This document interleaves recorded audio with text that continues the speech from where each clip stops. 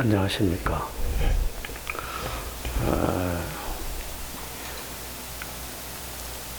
합창단이 이제 지휘자 선생님도 새롭게 오시고, 합창 단복도 새롭게 이렇게 맞춰서 입으니까 좀 보기가 어때요? 옛날보다는 좋죠? 예. 그래서 이렇게 우리가 뭔가 격에 맞춰서 이렇게 갖추게 되면은 모든 것이 다 아름답게 보입니다. 그래서 바람일 합창단도 아주 아름답고, 이제 보현 합창단도 그 모습이 거의 완벽하게 이제 갖춰졌어요. 그래서 이번에 전주 전북 불교인읍 하면은 바람일 합창단도 한 곡 부르고, 축가를 보현 합창단도 준비를 해서 한 곡 부르세요. 그게 좋겠죠? 박수를 한번 보내주세요.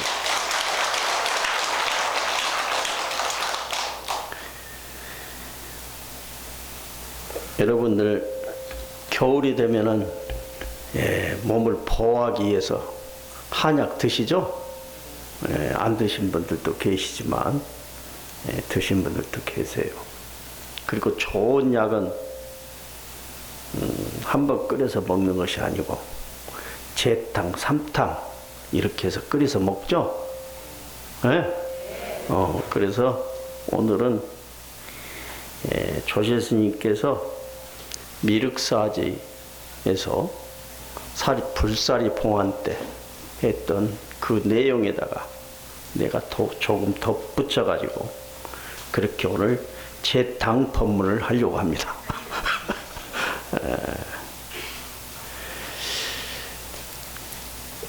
인도에서 처음에 부처님의 사리탑이 건립될 때 그 사리탑의 원형이 뭐냐 하면은 전탑이에요. 전탑. 전탑이 뭐냐면 벽돌로 이렇게 쌓고, 안에는 흙이나 뭐 자갈이라든가 여러 가지 집이라든가 돌이라든가 이런 것을 다 이렇게 해가지고 탑을 쌓아요. 그렇기 때문에 이 벽돌로 된 전탑이에요. 그리고 인도는 그 탑의 원형이 뭐냐? 복발행이요. 여러분 바루대 있죠? 스님들 그 밥그릇 있잖아요? 여러분들이 그 비빔밥 그릇 있잖아요? 그것을 엎어놓은 것과 똑같아요. 엎어놓고 그 위에 이제 네모난 정사각형 상자를 올려놔. 그리고 거기에다가 뭐냐? 우산 있죠, 우산. 우산을 딱 받쳐놓은 것 같이 하고, 그 위에다가 이제 찰줄을 써요. 기둥을, 가는 기둥을 세워서요. 그래서 이렇게 가는 기둥이 나와 있고, 우산 모양이다, 상자 모양이다, 이렇게 둥그란 그런 복발탑이에요. 그리고 이제 그 아래는 주변에 이제 동그랗게 기단을 세워요. 그래서 사람들이 그 탑돌이를 하면서 부처님 명호를 부르는 거예요. 그리고 또 뭐 절을 하면서 이렇게 돌고, 그래서 이제 이 탑돌이 형식으로 이렇게 되어 있어요. 근데 우리나라는 기단이 그렇게 되어 있지 않잖아요. 그렇죠? 기단이 동그랗게 이렇게 되어 있지는 않다 이 말이죠. 그래서 그런 전탑이, 복발탑이 그냥 바로 인도 불탑의 그 원형이에요. 그리고 거기에는 뭘 집어넣느냐? 부처님 사리를 집어넣는다 이 말이죠. 부처님 사리가 6말 4대나 나왔어요. 6말 4대. 여러분들 미륵사제에 가서 보셨죠? 그 한 가운데 있는 살이 아주 적어요.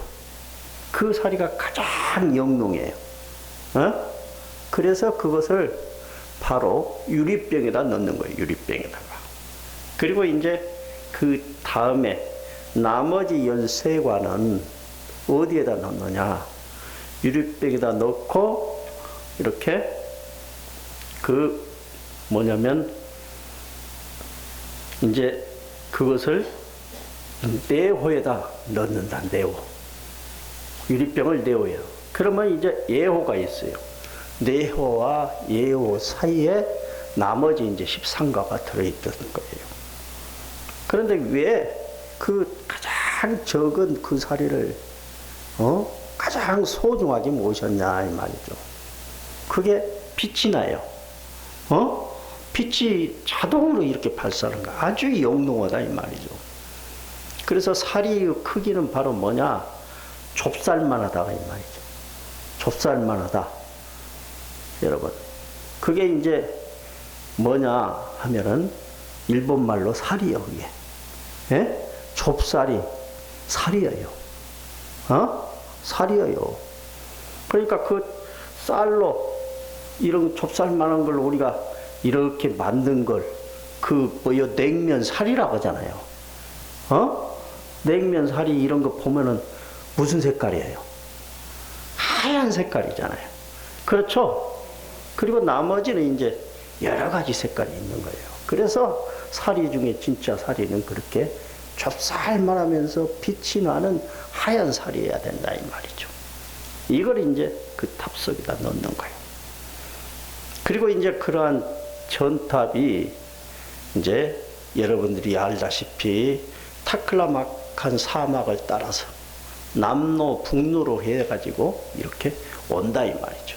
그런데 이 전탑은요 수리 보수를 하지 않으면 300~400년이 지나면 전부 다 무너져 버립니다. 무너져 버려요. 그러니까 이제 서북 인도라든가 타클라막한 사막에서 도난까지 있는 그 사리탑이 전부 다 무너져 버린 거예요. 그리고 전부 다 그 터만 있는 거예요. 터만 있어요. 그래서 이러한 이제 전탑이 중국에 와서는 중국은 목재가 많으니까 그 나무로 만든 거예요. 나무로. 예? 그래서 처음에는 중국은 나무로 해서 이렇게 매층 누각을 쌓듯이 그렇게 사리탑을 세웠던 거예요. 그걸 이제 우리나라가 제일 처음에 받아들여서 탑을 세운 것이 미륵사지 한 중앙에 있는 구축목탑이에요. 그리고 이제 항룡사 구축목탑이고 그랬던 거예요. 그런데 이제 중국에서는 그렇게 처음에는 목탑으로 했다가 나중에는 전탑으로 이렇게 그 원형을 변경을 시킨다 이 말이죠. 그래서 인도는 전탑의 나라, 또 중국은 전탑의 나라다 이 말이죠. 그런데 우리나라는 그 목탑 기술을 받아가지고 20~30년 만에 어떻게 만드느냐? 석탑으로 만들어요. 돌로 만드는 거예요. 돌로. 그래서 미륵사지 그 석탑이 돌로 만든 탑 중에 최초다 이 말이죠. 예? 이제 좀 이해가 가시죠? 그렇다 이 말이죠. 그래서 그 이후로 한국에는 석탑을 만들기 시작한 거예요. 석탑. 그러니까 우리 선조들이 얼마나 창조적이에요. 그러니까 지금도 석재로 이렇게 조성한 불탑이 아직도 남아있어요. 나머지 뭐 전탑들은 다 그냥 무너지고 그냥 지진에 취약하고 그야말로 그 비와 눈에 그냥 전부 다 무너져 버리고 만나 이 말이죠. 또 목탑은 불에 타버리고 말아. 그래서 그 목탑 기술을 바로 일본에 우리가 전수를 해준 거예요. 그래서 일본에는 지금 가서 보면은요 돌탑은 없고 목탑만 남아있어요. 예? 목탑만 남아있어요. 간혹 돌탑이 있다 할지라도 조그만한 돌탑, 근래에 생긴 돌탑들 그런 것밖에 없다 이 말이죠. 그러니까 중국은 전탑의 나라, 한국은 그러면 석탑은 알아요. 그러면 여러분들 일본은 목탑은 알아. 이렇게 딱 구분이 되어져 있다 이 말이죠. 그래서 우리는 그러한 인도에도 없는 아주 독창적인 그런 석탑을 만든 거다 이 말이죠. 그게 최초 어디에? 미륵사지 동탑과 서탑에 만들어 놓은 거다 이 말이죠. 그렇다 이 말이죠. 자, 그래서 이제 그 사리를 서탑에 이제 봉안한 거예요. 그러면 탑을 세울 때 동쪽에다 먼저 세워요? 서쪽에다 먼저 세워요? 동쪽에다 먼저 세우는 거예요. 한 중앙에다 세우고 동쪽에다 세우고 서쪽 세우는 거예요. 에? 서쪽부터 먼저 안 세워요. 그렇다 이 말이죠. 그러니까 서탑이 오래 보존된 거예요. 이제 좀 이해가 가시죠? 이해가 가. 그래서 그 탑에 그 사리를 봉안한 거다 이 말이죠. 자, 여러분 금강경에 보면은 금강경 사국에가 뭐요? 야기석계나 이음성구와 시인행사도 불능견자래래. 여러분 다 아시죠? 많이 들어봤죠? 야기석계나 만약 육신으로 부처를 본다든가 아니면 음성으로 부처를 구하면은 이것은 사도를 행한 것이다 이 말이죠. 그래서 부처를 볼 수가 없다 이렇게 나오죠. 예? 그런 거예요. 그렇다 이 말이죠. 그러니까 금강경에서는 그 부처는 바로 뭐냐, 이 우리가 만드는 형상일 뿐, 그 부처라고 한다는 그 자체도 바로 뭐 실체가 없다 이 말이에요. 실체가 없어. 그러면은 여기 있는 부처님 실체가 없으니까 다 그냥 어떻게 해야 돼? 다 해체에다가 불질러 버리면 되겠네? 그게 아니다 이 말이죠. 그게 아니요. 어느 정도 수행이 되고 어느 정도 깨달음의 경지가 깊어간 사람에게는 부처가 필요 없지만은, 그러나 범부 중생들은 부처가 있어야 되겠죠. 그렇죠? 그래서 부처를 만들어 놓은 거다 이 말이죠. 그렇다 이 말이죠. 그 부처와 같은 경지에 들어버린 사람은 이미 부처요. 그러니까 부처가 필요 없다는 거예요. 금강경은 역으로. 예? 네가 부처가 되라 이 말이요. 알았어요? 그런다 이 말이죠. 그런데 중생들은 그렇지는 않다 이 말이죠. 깨닫지 못한 중생들은. 그러니까 이 화엄경에서는 이야기를 하는 거예요. 색신 비시불 음성 역부연 역불이 색성 견불 신통력 소지 불능지 재불 실경계 구수 청정업 어차내 능료 이 말이죠. 바로 육신이 부처가 아니요 음성 역시 그러하지만 말이죠. 이제 금강경 개송을 이어받아서 이야기를 하는 거예요. 에? 부처는 공하다 이 말이죠. 실체가 없는 거다 이 말이에요. 진짜 부처는. 자, 육신과 음성을 떠나서 부처의 신통력을 보지 못한다 이 말이죠. 육신과 음성을 떠나서 부처의 신통력을 보지 못하는다 이 말이죠. 그러니까 진정 공을 깨달은 사람들은, 공의 도리를 이치를 깨달은 사람들은 어쩌냐, 묘유 창조자가 되는 거예요. 알았어요? 에? 여러분 마음을 비워봐. 텅 비워봐. 그렇죠? 텅 비면 텅 비고 나와. 텅 비었어? 그러면 거기에 무엇이든지 담을 수가 있어. 미움도 담을 수 있고, 사랑도 담을 수가 있고, 증오도 담을 수가 있고, 뭐요? 여러분 마음속에 자비도 담을 수가 있고 담지 못하는 것이 없어? 그러니까 여러분들이 무엇을 담느냐에 따라서 무엇을 생각하느냐에 따라서 여러분이 달라진다 이 말이에요. 부처를 담으면 부처가 되는 것이요. 악마를 담으면 악마가 되는 것이다 이 말이죠. 그러니까 창조자가 된다 이 말이에요. 이제 좀 알았어요? 그래서 진공은 묘유다 이 말이죠. 새로운 것을 창출한다 이 말이죠. 아주 기묘하고 신비한 그러한 것들을 창출한다 이 말이에요. 여러분 선입감을 가지고 있고 증오심을 가지고 있고 남한테 원망하는 사람들은 창조자가 될 수가 없다 이 말이죠. 새 역사고 창조자가 될 수가 없어. 그렇다 이 말이죠. 그러니까 부처도 뭐요? 공한 부처이기 때문에 실체가 없기 때문에 내가 부처를 생각하면 부처가 내 눈앞에 나타나는 것이 대승불교 교리다 이 말이죠. 알았어요? 그렇다 이 말이죠.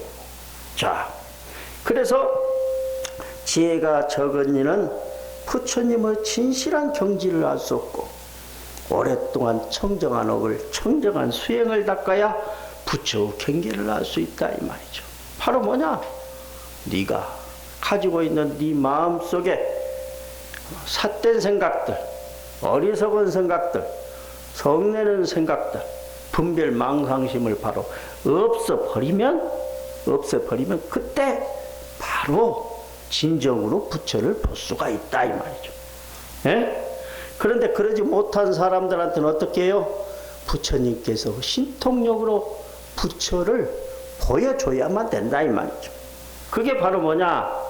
부처님의 진신사리예요. 그러니까 그 진신사리가 여러분들 아시다시피 인도에서 지금으로부터 2600년 전에 그 사리가 있었는데 지금까지도 그 사리가 뭐요? 그냥 전부 다 그냥 흙이 되지 않고 그대로 있잖아요. 2600년 전에 그 사리가 그게 바로 뭐냐? 부처님의 신통력이에요. 신통력이다 이 말이죠. 그런데 그 영롱한 빛으로 바로 남아있다 이 말이죠. 그게.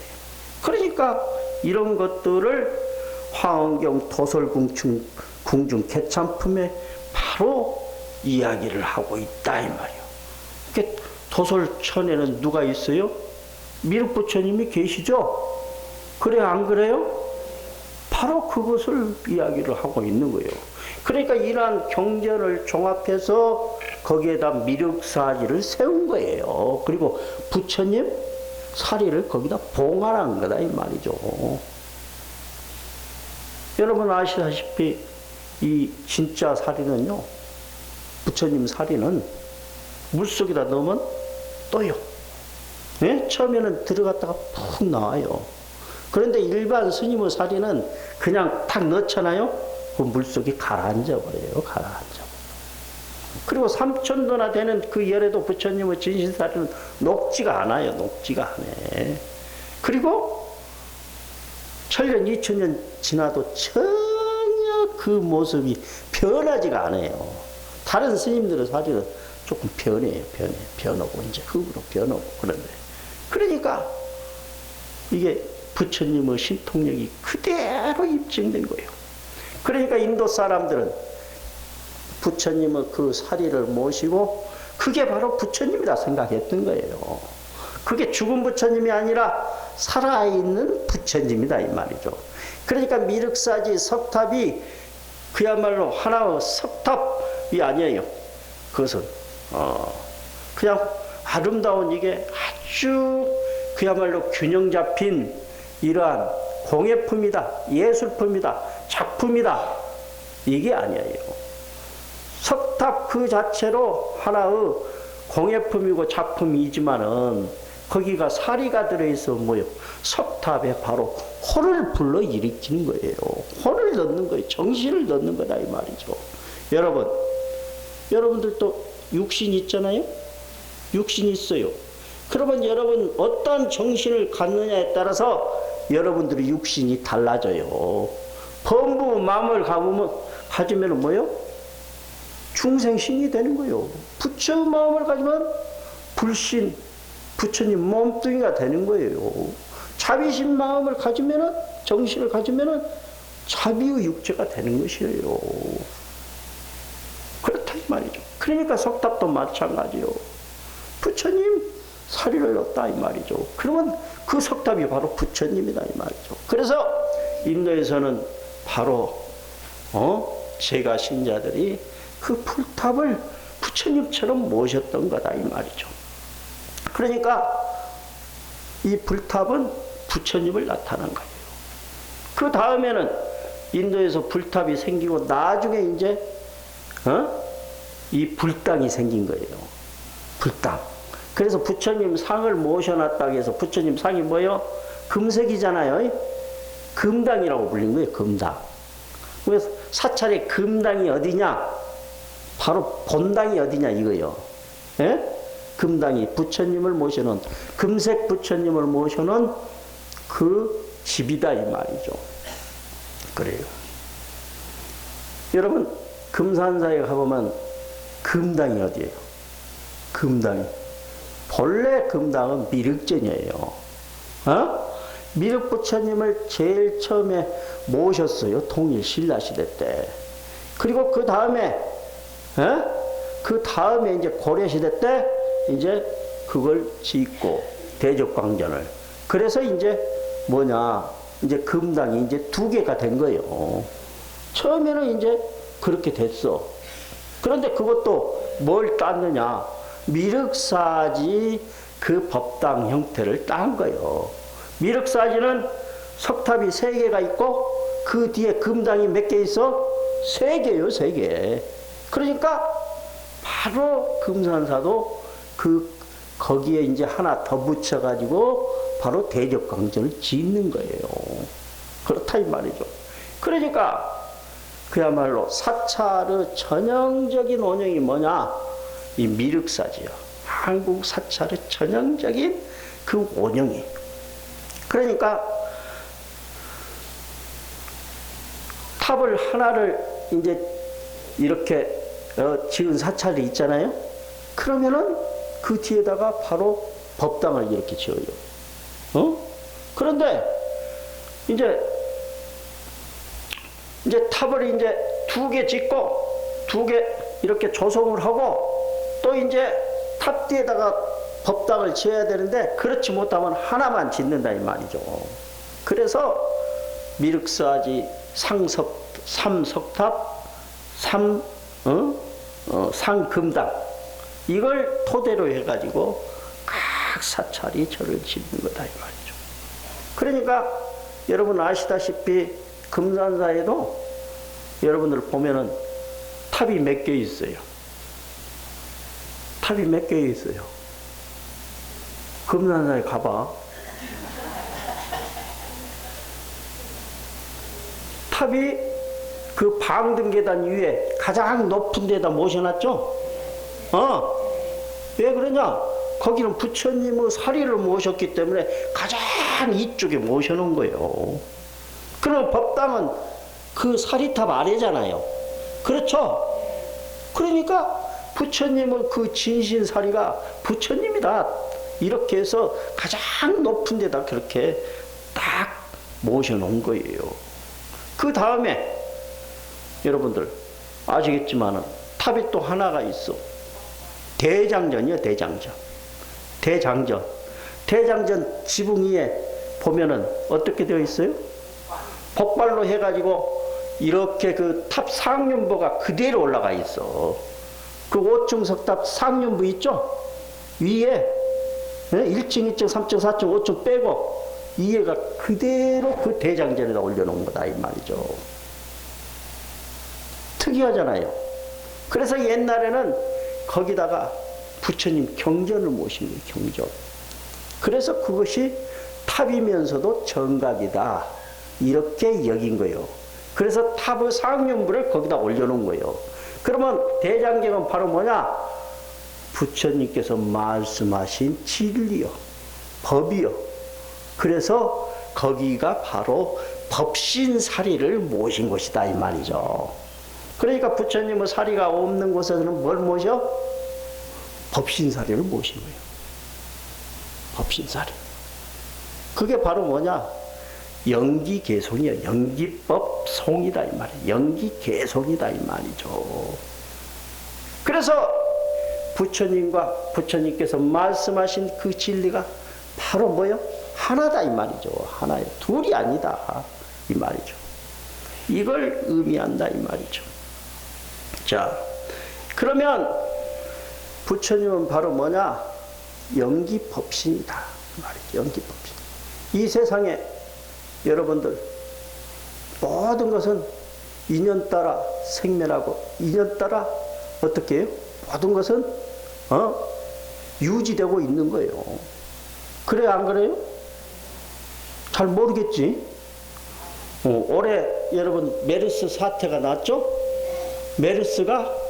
그러면 메르스가 뭘 원인으로 해서 메르스라는 그 병이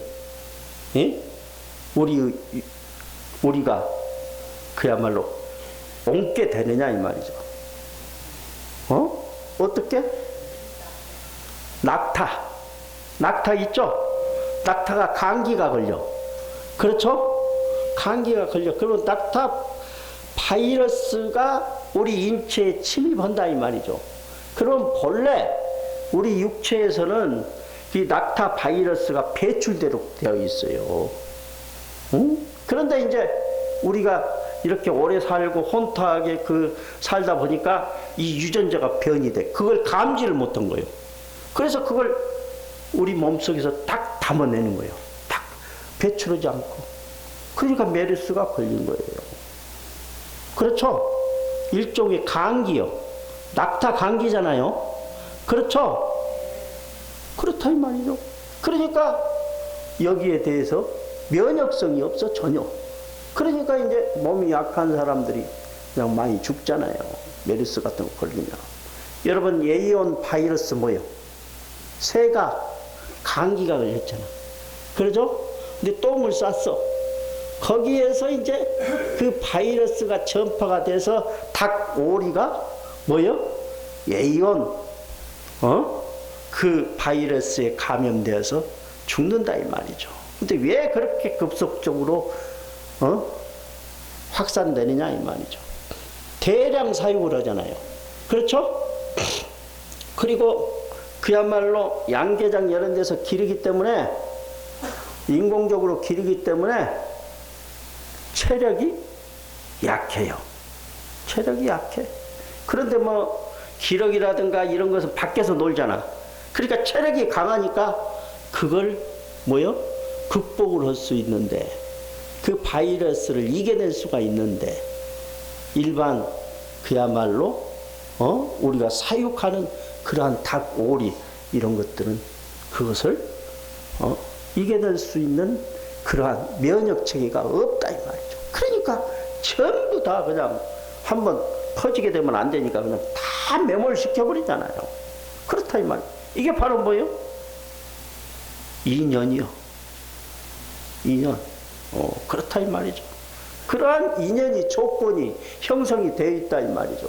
그러니까 이 세상은 전부 다 인연 따라 생기고 사라지는 그러한 관계다 이 말이죠. 그러니까 바로 인과의 법이 이 세상에 유지되고 이 세상을 지탱하는 그러한 힘의 역할을 하는 거예요. 그렇잖아요. 여러분들이 가정 살림하는 것도 여러분 남편이 있으니까 여러분이 가정이 있는 것이고 또 여러분 아들, 딸이 있으니까 그 가정을 지키면서 생활하는 거죠. 아들, 딸도 없고 남편도 없다고 하면 뭐요? 중처럼 머리 깎고 여러분들이 가고 싶은 데도 가고 공부하고 싶으면 공부하고 할 수가 있는 거다 이 말이에요. 그러한 인연 때문에 그 가정에서 여러분들이 그 가정을 지키고 가정을 말이요 편안하게 하고 그러한 생활을 하는 거다 이 말이죠. 그러니까 이 우주 만물을 구성하고 있는 것들이 전부 다 인연이요 인연. 인연이요. 차량도 차도 여러 가지 기계가 중중무진으로 이렇게 결합되어서 그러한 여러 가지 기계로 인해서 그 유류, 휘발유라든가 경유 때문에 그것이 움직이는 거다 이 말이죠. 그 중에 그 인연이 하나라도 그야말로 없어지게 되면은 그것이 굴러가지 못하는 거다 이 말이죠. 그렇게 되는 거예요. 그러니까 바로 뭐냐, 이 세상의 진리는 바로 부처님께서 깨달으신 바로 인연법이다 이 말이에요. 이제 아셨어요? 네? 그러면 여러분, 왜 여러분들 밥 먹어? 그 원인이 있잖아요. 배가 고프니까 밥 먹어. 그렇죠? 그러면 또 그 원인이 또 뭐요? 밥을 안 먹으면 죽기 때문에 먹어. 살기 위해서 먹죠. 그렇죠? 그렇게 나오는 거다 이 말이죠. 여러분, 연기가 난다 이 말이죠. 왜 연기가 나? 불이 났으니까 연기가 나는 거예요. 불이라는 인연에 의해서 연기라는 인연이 생기는 거예요. 그러면 불이 꺼지면은 연기도 사라진다 이 말이죠. 그게 전부 다 인연이다 이 말이죠. 인연. 그렇다 이 말이죠. 그래서 부처님께서 깨달은 그 연기법은 바로 진리요. 그것을 바로 부처님의 법이고 부처님의 몸뚱이다 이 말이죠. 법신이다 이 말이죠. 알았어요? 그래서 부처님의 사리가 없는 데는 바로 부처님의 경전을 부처님의 법신처럼 모시고 그것이 법신살이다 이렇게 해서 부처님의 경전을 넣어놨던 거예요. 에? 그러니까 이제 미륵사지를 보면은 동탑에는 부처님의 그 연기 개송을 넣어놨어요. 그렇기 때문에 종이로 되어 있으니까 어떻게 되겠어? 없어져 버리지. 1400년, 300년 되면 그냥 썩어버리는 거예요. 또 물이 들어가면 썩어버리고. 그러니까 거기서 아무것도 안 나오잖아요. 아무것도 안 나온다 이 말이죠. 그런 거예요. 그래서 부처님 사리와 부처님의 그 법, 진리가 하나다 이 말이죠. 그걸 이야기한 것이 불국정토요. 알았어요? 부처님이 계시고 부처님의 법이 그대로 진리가 실천되는 거, 그것이 그야말로 평화의 세계, 아름다운 세계, 이상적인 세계, 그것이 바로 유토피아적인 세계, 그게 바로 불국정토요. 그래서 백제 사람들은 그 미륵산 아래 불국정토를 건설했던 것이다 이 말이죠. 이제 이해가 가시겠죠? 에? 그보다 이제 100년 더 지나서 신라에는 어디에다 그 불국정토를 세웠어요? 경주. 무슨 절이요? 불국사요, 불국사. 부처님의 나라. 알았어요? 부처님의 국토당에서 불국사를 세운 거다 이 말이죠. 그러면 불국사는 이제 그때 100년 이후에는 석탑의 시대예요. 예? 그러니까 가운데 목탑이 없잖아요. 미륵사는 목탑이 있었는데, 그러니까 하나는 다보탑을 세운 거예요. 다보탑 세우고 석가탑을 세운 거예요. 그러니까 다보탑에는 뭐요? 사리가 없어요. 사리가 본래. 다보탑에 있는 무구정광 대다란이 경을 뭘로 옮겨버려? 석가탑으로 나중에 옮겨버려요. 위에. 그럼 석가탑에는 사리가 출현되잖아요. 알았어요? 이제 아셨죠? 바로 뭐냐? 이 미륵사의 원형을 탁 갖다가 그대로 석탑을 세운 거예요. 다보탑을 세우고 석가탑을 세우고. 그러면 다보탑이라고 한다는 것은 바로 뭐냐? 다보열에는 바로 과거불이에요. 과거불. 여러분, 법신이라고 한다는 것은 그야말로 이 우주가 그야말로 창조되기 전에 그 진리는 존재한 거예요. 서가모니 부처님이 그것을 발견했을 뿐이요. 에? 그렇다 이 말이죠. 그래서 바로 법이 먼저예요. 법이. 진리가 먼저예요. 그래서 우리가 탑을 세울 때는 부처님 사리탑과 그 법신사리가 들어있는 그 탑을 세울 때는 먼저 어디를 세우느냐? 법신사리가 있는 곳을 먼저 세워요. 그리고 나서 이쪽에는 사리탑을 안치를 시킨다. 그러니까 여러분들이 와서 봤을 때, 그러니까 불국사에 가서 보세요. 동쪽에가 뭐가 있어? 타보탑이 있잖아요. 그래 안 그래요? 그래. 자, 이쪽에 있다. 부처님 대웅전 있어? 뭐 좌측이요.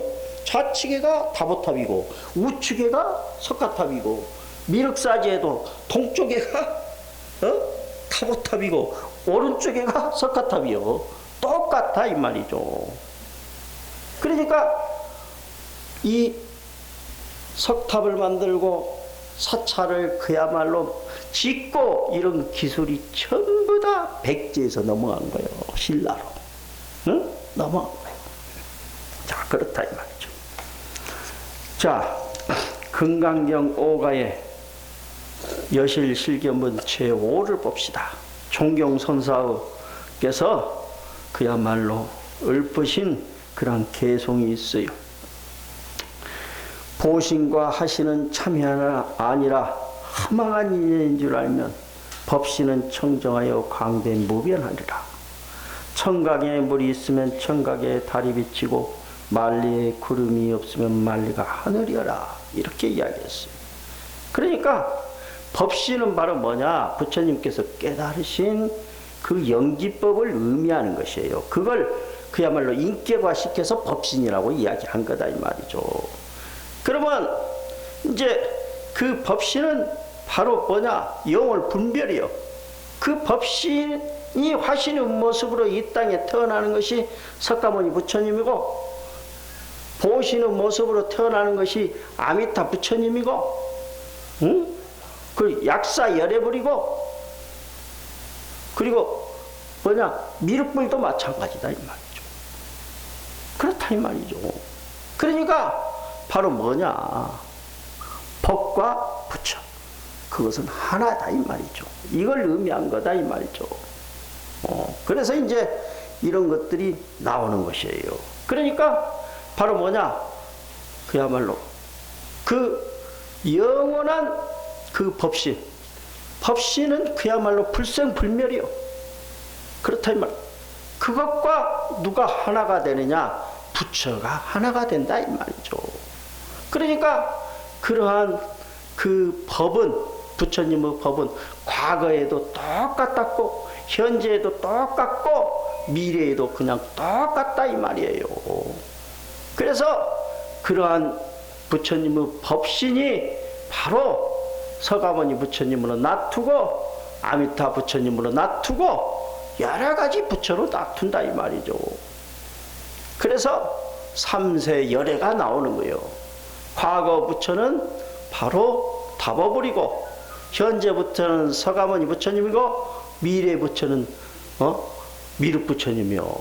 그래서 과거 현재 삼세의 부처님을 모아놓은 것이 바로 뭐냐? 미륵사지다 이 말이에요. 미륵사지요. 그렇게 된다 이 말이죠. 그러니까 이 미륵사지라는 것은 굉장히 의미가 깊은 그런 사상이, 깊은 사상이, 심오한 사상이 담긴 그러한 사찰이다 이 말이죠. 남전대장경 상음부에는 법을 보는 자는 부처를 보고 부처를 보는 자는 법을 본다 이 말이죠. 서가모니 부처님께서는 바로 제자들한테 뭐라고 그랬어요? 연기법을 봐라 이 말이죠. 연기법. 진리를 봐라 이 말이죠. 그러면 그 연기법이 다시 말하면 인가법이요. 그렇죠? 그러니까 부처님 알아요. 착한 일을 하면은 착한 가보를 받는다는 걸 이미 알고 있어. 그렇죠? 근데 우리는 몰라요. 그렇죠? 그러니까 우리가 착한 일을 했어도 어쩔 때는 나쁜 가보를 받잖아요. 그렇죠? 착한 일을 한다고 그 꼬마가 그냥 넘어졌어. 넘어졌는데 어린 꼬마다. 그래서 일으켜주고 어루만져주고 털어주다 보면은 누가 또 성추행이라고 하잖아. 그러면 또 문제가 되는 거예요 그게. 그렇죠? 그런 거예요. 그러니까 우리는 중생이기 때문에 그 가보를 정확하게 몰라.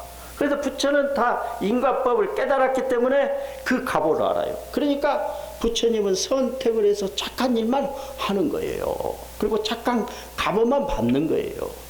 더 깊은 의미는 바로 뭐냐? 부처님께서는 그러한 갑오조차도 없다는 것이에요. 왜? 부처님은 항상 무루업을 짓기 때문에 무루업은 번뇌에 의하지 않은 그러한 행동은 그 갑오가 없다는 거예요. 다만 무량한 복덕이 있을 뿐이다. 공덕이 있을 뿐이다 이 말이죠. 그래서 부처님께서는 항상 부처와 법을 하나로 봤던 것이에요. 나를 보는 자는 바로 법을 본다. 연기법을 본다. 인연법을 본다. 인가법을 본다. 인가법을 보는 자는 나를 본다. 이렇게 이야기한 거예요. 그러니까 여러분들은 어떻게 해야 돼? 부처를 보면은 부처의 가르침을 마음속에 생각을 해야 된다 이 말이죠. 부처만 보고 부처님께서 깨달으신 그 연기법은 보지 않으면 어떻게 되느냐 이 말이죠. 기복에 치우쳐. 그러죠? 와서 큰 복만 달라고 그냥 빌기만 한다 이 말이죠. 복만 달라고. 그래가지고 소원이 성취가 안 되면 그냥 영혼이 없다고 다른 절로 가. 다른 절로 갔다가 또 소원이 성취 안 되면 또 다른 절로 가. 뺑뺑 돌아 그냥 막 이절 저절 이절 저절 또 돌아다닌다 이 말이죠. 그렇게 되는 거예요. 또 그리고 부처님은 보지 않고 우리가 부처님의 진리만 보는 사람들은 교만에 빠지시오. 경전 공부나 많이 하고 문자로 부처님 공부나 많이 하고 불교대학 오래 다니면은 스님들 머리 꼭대기에 있어요. 머리 꼭대기에 있다고. 그리고 지가 스님이야 지가. 지가 부처님이고 그런다 이 말이죠. 아주 교만해져. 그러니까 어떻게 해야 되느냐. 불교를 믿는 사람은 그 불교 공부도 해야지만 부처님에 대한 돈독한 신앙심을 가져야 돼. 부처와 부처님께서 깨달으신 그 법을 하나로 봐야 돼. 이제 좀 이해가 가시겠죠? 그래서 선에서는 뭐라고 그래? 너희들이 가지고 있는 그 지식 성가에서는 전혀 필요 없다. 그런 것은 분별망상이다. 그걸 버려야지만이 네가 뭐 깨달음을 얻을 수 있다 이 말이죠. 그러니까 진정한 깨달음이라고 한다는 것은 부처와 부처님께서 깨달은 그 법 두 개를 하나로 봐야 된다 이 말이죠. 이제 좀 이해가 되시겠죠? 그러면 기복에 치우치지도 않고 교만에 빠지지도 않는다 이 말이죠. 자, 순자는 해태편에서 다음과 같이 이야기했습니다. 천지에 무의도요 성인 양무심이라. 이 말씀을 누가 가장 많이 사용하시냐 하면 타너 스님이 많이 사용하세요. 그리고 글씨도 썼는데 굉장히 힘이 있어요. 이 글씨를 썼는데 천지에는 두 가지 도가 없는 거예요. 두 가지 도가 진리는 하나요. 하나요. 그걸 다시 이야기하면 인가법이고 인연법이고 연기법이요 똑같대요. 아셨어요? 그렇다 이 말. 성인 양무심. 성인한테는 두 가지 마음이 없다 이 말이죠. 성인은 바로 뭐냐? 항상 중생들을 이익되게 하고 여익되게 하고 중생들을 자비심으로 끌어안는 사람이다 이 말이죠. 그렇다 이 말이죠. 그렇게 이야기를 하고 있어요. 그래서 이렇게 불교를 그야말로 배우는 사람들은 다 부자가 될 수가 있어요. 왜? 두 가지 마음을 갖고 있지 않으니까. 오로지 하나의 마음을 갖고 있으니까. 하나의 마음. 그것이 어떤 마음이냐. 요즘 그 진정한 부자란 무엇인가. 그걸 이야기해요. 진정한 부자라는 하나의 마음을 가진 사람이다. 어떻게 하나의 마음을 갖느냐 이 말이에요. 그러니까 하나의 마음을 어떻게 가져야 되느냐. 현실에 대해서 감사를 해야 된다. 현실에서 항상 감사를 해야 돼. 내가 살아있다 이 말이죠. 내가 이렇게 건강하다 이 말이죠. 숨을 쉴 수 있어. 여러분 감사해요? 감사 안 해요? 감사하죠? 네. 여러분 저기 어디 중동에 가봐, 시리아 가봐. 거기는 죽이고 살리고 그냥 파리목수처럼 하잖아요. 그렇죠? 거기에 비하면 여기는 뭐요? 천국이지, 천국. 그렇죠? 천국이에요. 감사해야 된다 이 말이죠. 옛날 우리 5, 60년 전에 그냥 가난했을 시절에 그 뭐요? 보리밥에다 고추장에다 참기름 몇 방울 떨어뜨려가지고 비벼 먹었잖아요. 그렇죠? 그것도 맛있었어. 그때는 감사하다는 그런 밥을 먹으면서도 느꼈다 이 말이죠. 그런데 지금은 그걸 못 느끼는 사람들이 아주 많다 이 말이죠. 자, 그래서 매사에 감사할 줄 알고, 그 다음에 현실에 만족할 줄 알아야 된다 이 말이에요. 에? 만족하고 한 가지 더 있어. 남과 나눠야 된다 이 말이죠. 그러면 이 세 가지를 그야말로 실천하는 사람들은 뭐요? 이 세상에 가장 부자고 이 세상에서 부처와 같은 사람이라는 거예요. 이제 아셨겠죠? 그래서 우리가 도라고 한다는 것은 멀리 있는 것이 아니요, 가까이에 있는 것이다 이 말이죠. 부처님이라는 분은 먼 곳에 있는 것이 아니에요. 일상생활에서 그야말로 밥 한 끼를 얻어먹어도 그게 고맙다는 그런 생각을 가신 것이요, 그것에 만족하고 그리고 그것을 남과 나눌 줄 알았던 이런 분이시다 이 말이죠. 그러니까 부처라고 한다는 것은 멀리 있는 것이 아니라 현실에 감사하고 현실에 만족하고 자기가 가지고 있는 것, 그것에 만족할 줄 알아야 돼. 에? 만족하고 남과 나눌 수 있으면 그것이 바로 부처요 부자다 이 말이죠. 그래서 내년에는 여러분들 전부 다 부자 되세요. 예?